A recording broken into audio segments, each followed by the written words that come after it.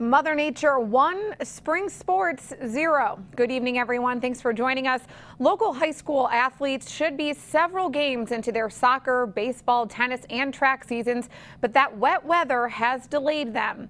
Yesterday, we showed you the lake that is Old College Field at MSU. Crews spent much of the day pumping water off the field, but it won't be dry enough to use anytime soon. The Spartans have been playing at Cooley Law School Stadium instead, but some high school teams haven't been so lucky. As Alyssa Fensky tells us, some teams have had to cancel more games than they can reschedule. We started almost 3 weeks ago, and we have not been able to play. Some sports like softball haven't even gotten a single game in yet. We're like 17 games in the hole, so that's different. And we never practice outside because it's always raining. Track's even having the worst season they've had in a decade. I've been coaching since 1991 in Williamston, and before this year we'd only canceled 3 meets in those years, and we've canceled 3 in the last 2 weeks.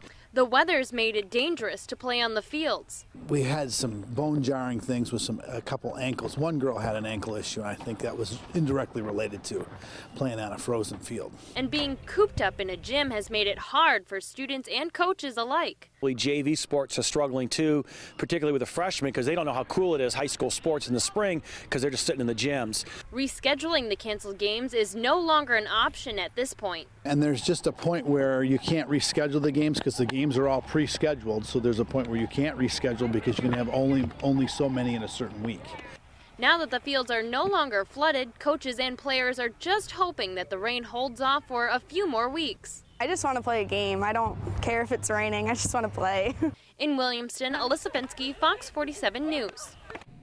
Times like this make an indoor facility look like a good idea, but few schools have the millions of dollars it takes to build one.